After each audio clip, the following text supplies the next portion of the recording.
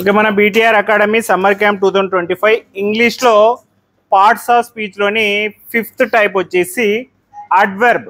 What is the fifth type of parts of speech? Adverb. ముందుగా adverb యొక్క definition చూస్తే a word which describes a verb or another adverb is called adverb.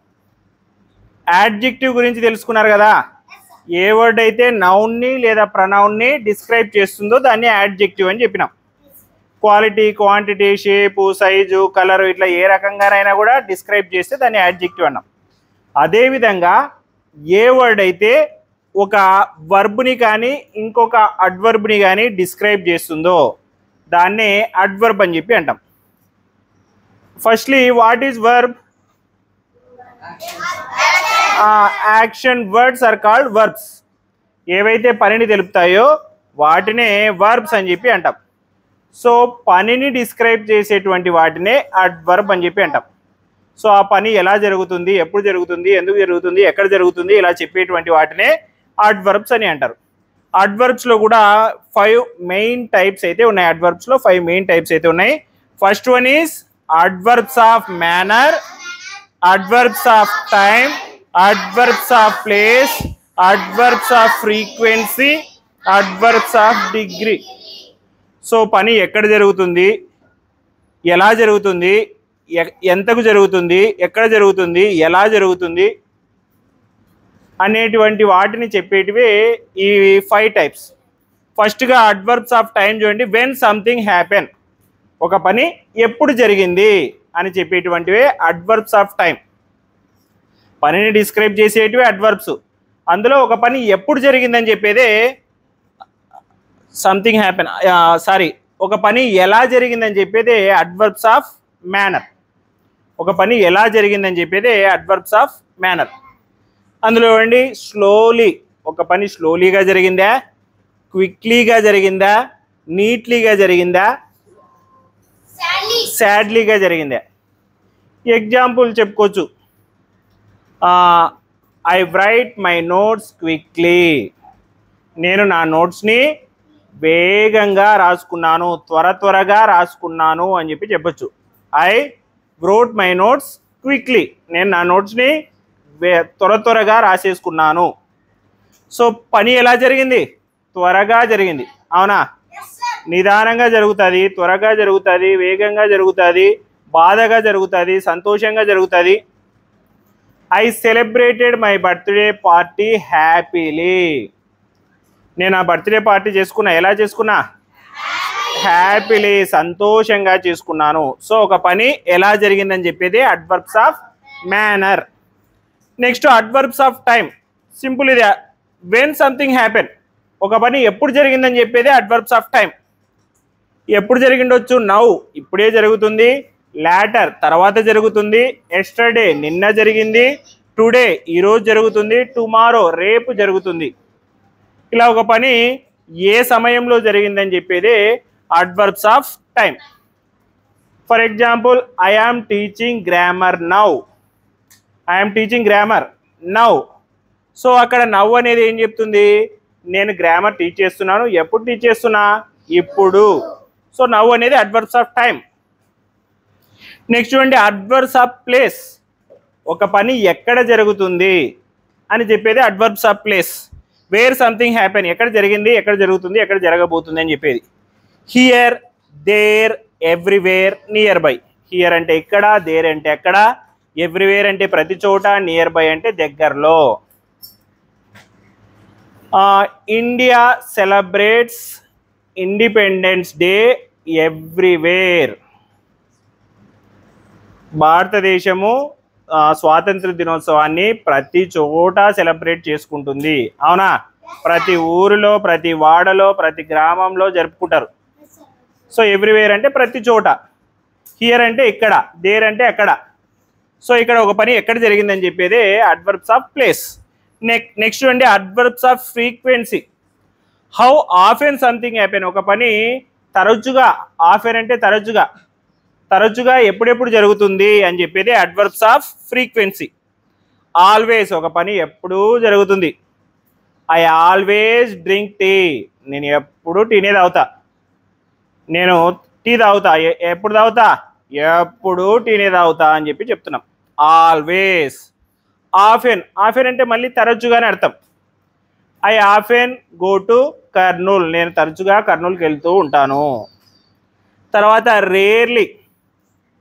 I rarely drink coffee. నేను ఎప్పుడోసారి coffee తాగుతాను, చాలా అరుదుగా తాగుతానని. తర్వాత sometimes. I sometimes drink cool drinks. అప్పుడప్పుడు నేను ఏం చేస్తానంటే కూల్ డ్రింక్స్ తాగుతాను అని చెప్పి. సో ఇట్లా ఒక పని ఎంత తరచుగా చేస్తున్నాము అని చెప్పేదే అడ్వర్బ్స్ ఆఫ్ ఫ్రీక్వెన్సీ. తర్వాత అడ్వర్బ్స్ ఆఫ్ డిగ్రీ అంటే ఒక పని ఎంత ఏమంటారు వడిగా చేస్తున్నావని, ఎంత తీవ్రతతో చేస్తున్నావని చెప్పేది adverbs of degree. The intensity or degree, ఎంత తీవ్రంగా చేస్తున్నావని. వెరీ అంటే చాలా. వెరీ అంటే చాలా. He is doing she is playing very well in today's match. ఈరోజు అతను ఆడుతున్నాడు. ఎలా ఆడుతున్నాడు? చాలా బాగా ఆడుతున్నాడు. ఎలా ఆడుతున్నాడు? చాలా బాగా ఆడుతున్నాడు. ఊరికే ఆడుతున్నాడు అని చెప్పడం లేదు. ఏం చెప్తున్నాము? చాలా బాగా ఆడుతున్నాడు. ఇంటెన్సిటీ ఎలా అంటే చాలా బాగా ఆడుతున్నాడు.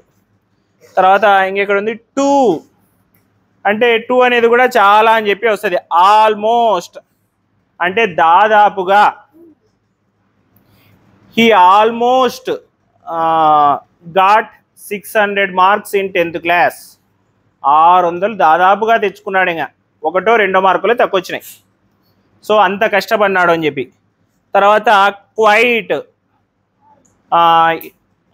ఫర్ ఎగ్జాంపుల్ వచ్చేసి హీ రైట్ ద నోట్స్ లేదా he wrote the notes quite neatly. అతను నోట్స్ రాసినాడు. ఎలా రాసినాడు? నీట్గా రాసినాడు. నీట్గా ఎలా రాసినాడు?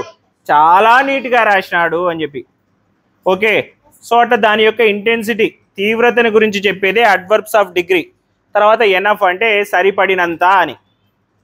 సో ఇట్లా అడ్వర్బ్స్ అనేటివి ఒక పని ఎలా జరిగింది, ఎప్పుడు జరిగింది, ఎక్కడ జరిగింది, ఎంత తరచుగా జరిగింది, ఎంత తీవ్రంగా జరిగింది అని చెప్పేటివే ఈ అడ్వర్బ్స్ యొక్క 5 టైప్స్. ఓకే. అడ్వర్బ్స్ అర్థమైందా? Next preposition. Prepositions show relationships between a noun or pronoun and another word.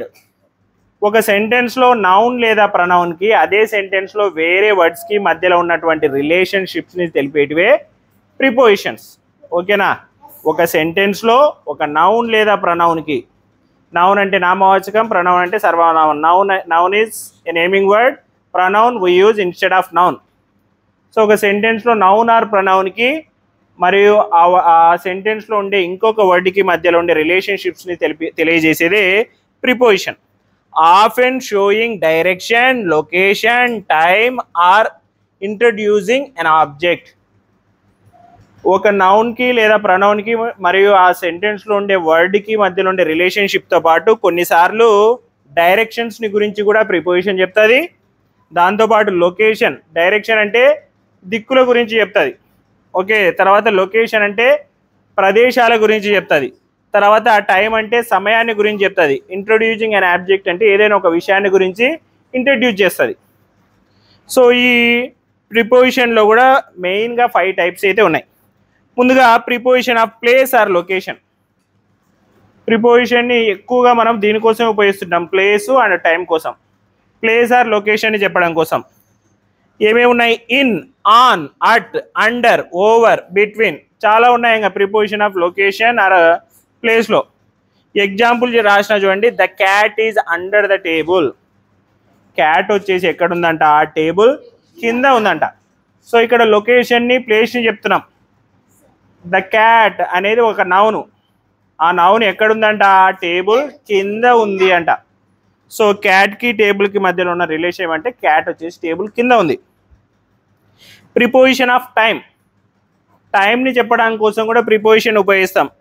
దానికి at, on, in, before, after, during, ఈ వర్డ్స్ అన్నింటినీ కూడా ప్రిపోజిషన్ ఆఫ్ టైంని చెప్పడం కోసం యూజ్ చేస్తాం. I will see you at 5 PM. నేను నిన్ను సాయంత్రం 5 గంటలకు కలుస్తాను అని చెప్పి చెప్తున్నాం. సో ఇక్కడ అట్ 5 PM 5 గంటలకు, సాయంత్రం 5 గంటలకు అని చెప్పి చెప్తున్నాం.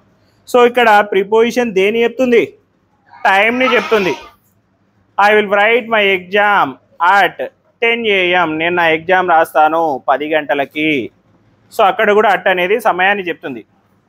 ఓకే, సో కొన్నిసార్లు ప్లేసెస్ అండ్ లొకేషన్ని, కొన్నిసార్లు టైంని చెప్తారు. దాంతోపాటు preposition of directions or moment, కొన్నిసార్లు డైరెక్షన్స్ని మూమెంట్ని గురించి కూడా ప్రిపోజిషన్ చెప్తుంది.